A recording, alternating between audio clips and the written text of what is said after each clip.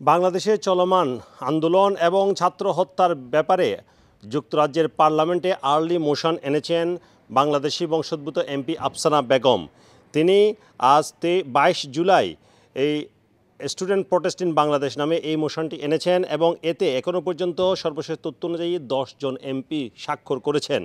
এই মোশনে বলা হয়েছে বাংলাদেশে মানবাধিকার পরিস্থিতিতে যথেষ্ট উদ্বেগ রয়েছে, বিশেষ করে বিপুল সংখ্যক শিক্ষার্থীকে হত্যা করা হয়েছে কিংবা তাদের উপর নির্যাতন চালানো হয়েছে, তারা আহত হয়েছে এবং গভর্নমেন্টের যে কোটা সিস্টেম ছিল যেটি সুপ্রিম কোর্ট বাতিল করেছে, কিন্তু তারপরও শিক্ষার্থীদের নিরাপত্তা নিয়ে তারা গভীরভাবে উদ্বিগ্ন, মানুষজনের সাধারণ মানুষের নিরাপত্তা নিয়ে উদ্বিগ্ন।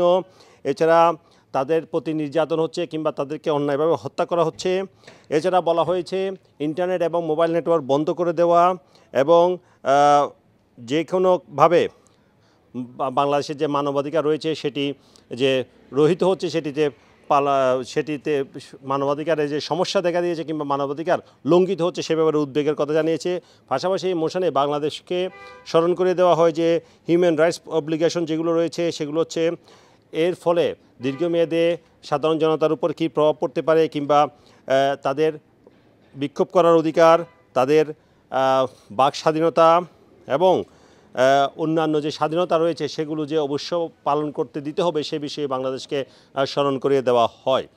আপনারা জানেন পপুলার এবং লাইম হাউসের এমপি আফসানা বেগম ইতিপূর্বে বিভিন্ন বিবৃতিতে বাংলাদেশে যে ছাত্র আন্দোলন হচ্ছে এবং সেখানে যে ছাত্রদের হত্যা করা কিংবা নির্যাতন করা তার বিরুদ্ধে তিনি সোচ্চার ছিলেন এবং তিনি সর্বশেষ যুক্তরাজ্যের পার্লামেন্টে এই মোশনটি আনলেন এবং এই মোশনে এখন পর্যন্ত যারা স্বাক্ষর করেছেন তাদের মধ্যে রয়েছেন স্বতন্ত্র এমপি যিনি লেবার দলের সাবেক লিডার জেরেমি করবিন, লেবার দলের যারা সুলতানা, গ্রিন পার্টির কার্লা ডাইনার, ডেমোক্রেটিক ইউনিয়নিস্ট পার্টির স্যামি উইলসন, গ্রিন পার্টির এলি কোনস, এছাড়া লেবার পার্টির Mary Kelly Foy, Jim Shannon Democratic Unionist Party, Rosie Duffield লেবারের এবং নাদিয়া ওয়েটমোর লেবার পার্টির।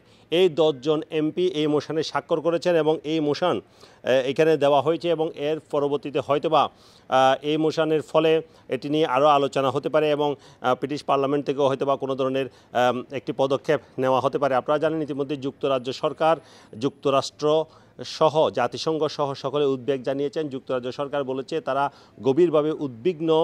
পার্লামেন্টারি আন্ডার সেক্রেটারি তিনি ওয়েস্ট এমপি যিনি আছেন মিস ওয়েস্ট, তিনি ক্যাথরিন ওয়েস্ট, তিনি এই ব্যাপারে উদ্বেগ জানিয়েছেন এবং তিনি বলেছেন অবিলম্বে আলোচনার মাধ্যমে এই সমস্যার সমাধান করতে হবে, ছাত্রদের উপর নির্যাতন বন্ধ করতে হবে, ইন্টারনেট সেবা চালু করতে হবে, এইসব বিষয় তিনি বলেছেন।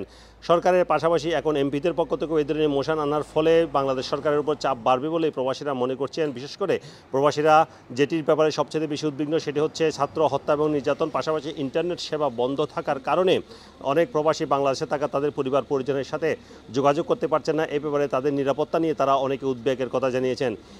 এর ফলে আফসানা বেগমের এই মোশন তাদের মধ্যে আশার সঞ্চার করেছে। তারা মনে করছে হয়তোবা অচিরেই বাংলাদেশ সরকার এইসব বিষয় আমলে নিয়ে ছাত্র হত্যা এবং নির্যাতন বন্ধ করবে এবং ইন্টারনেট সেবা চালু করবে।